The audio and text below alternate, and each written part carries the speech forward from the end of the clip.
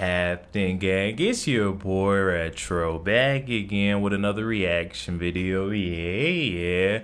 Today we got another huge update. Now, you guys can probably already tell that it is going down. Just by that title alone, you guys are definitely going to want to check this one out. So we got more news developing on a Boston judge who was arrested and criminally charged for helping an illegal criminal migrant escape in her courtroom and evade an ICE arrest by allowing them to escape through the side door, similar to what we've seen over in Wisconsin with Hannah Dugan. And this might give us a little foreshadowing into the fate of Miss Dugan and what's to come next, guys. I'm excited to get into it, so we're not straight into it. All I ask that you guys please hit that like button, hit that subscribe button. And without further ado, let's hop straight into it, folks. Check this one out. Right now, the prosecution is putting up its case against Judge Shelley Joseph, and today we heard from another witness who was in that Newton courtroom that day. Misjudgment, misguided, attempted to do what they thought was right. A former prosecutor testifying about what she heard on a fateful day back in 2018. Judge Shelley Joseph is charged by the state's Commission on Judicial Conduct for her alleged role when a defendant went out the back door of the Newton courthouse, avoiding ICE agents waiting in a front hallway. It was a very unusual day, and the ICE officer was very upset. It was not,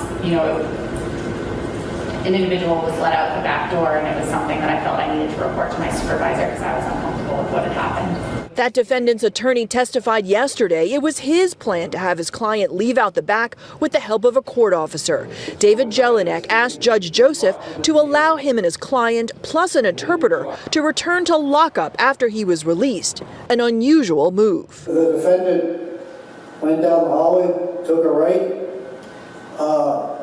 The door was open for him, and he went out the back door. Joseph's attorneys argue she was not aware of any plan to dodge ICE agents. If somebody in that courtroom had said either at sidebar or out loud, we've made a decision that he's going to go out the back door, that's the kind of thing you remember, isn't it? Yes. Did that happen? Not to my memory. Now, there's also a focus on a courtroom sidebar that was off the record. It was not recorded. It lasted about 52 seconds, but so far, none of the witnesses privy to that sidebar have said anything about Judge Joseph directing any part of the plan to allow the defendant to go out the back door. District Court Judge Shelley Joseph leaves a federal courtroom emotional. The victim, her lawyer says, of a politically motivated prosecution. Shelley Joseph is absolutely innocent. A federal prosecutor said the judge and her court officer, Wesley McGregor, helped an undocumented immigrant sneak out a back door at the Newton courthouse last year to avoid an immigration officer waiting in the lobby. This case is not about immigration. It is about the rule of law. The undocumented immigrant had been deported twice before and was in court on a drug charge and a fugitive from justice charge. Court documents show his attorney, the prosecutor, and the judge had concerns he had been misidentified by federal authorities. There's really no way to explain the decision to bring this case except the politics of the Trump administration. The ACLU calls the prosecution an assault on justice, but federal authorities say the judge broke rules by stopping a court recording and telling that immigration officer to leave the courtroom and wait in the lobby. I've heard the occasional gasp of dismay or outrage at the notion of holding a judge accountable for violating federal law. But if the law is not applied equally, it cannot credibly be applied to anyone.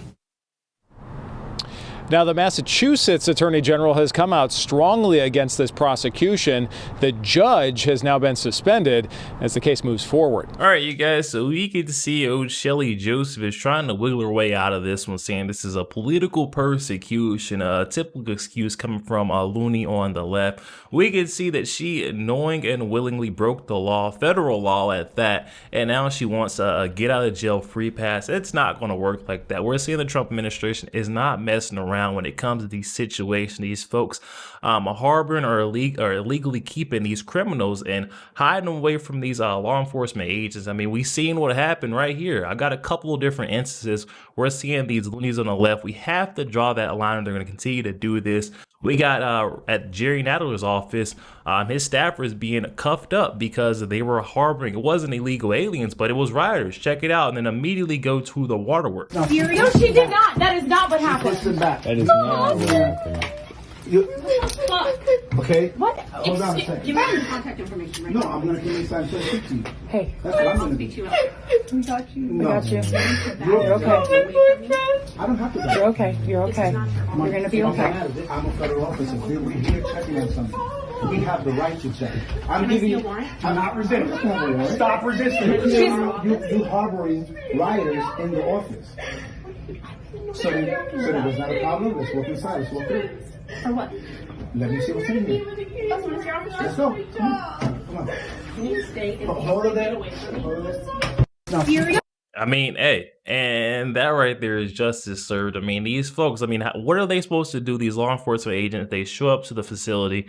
You guys are blocking and not allowing them through the door. What are they to think? I mean, what's going on in Jerry Nadler's office? Were they about to, escort someone out the back door there as well? And these officers, they can't continue to play around with these folks on the left. Same thing happening, or similar thing happening with the ex-New Mexico judge, with him and his wife harboring illegal Tren de Aragua members in their household, like literally living with them. Latest from New Mexico, U.S. Immigration and Customs Enforcement have arrested a former New Mexico judge and his wife after federal law enforcement learned that their tenant, an alleged Tren de Aragua gang member, was arrested at his home.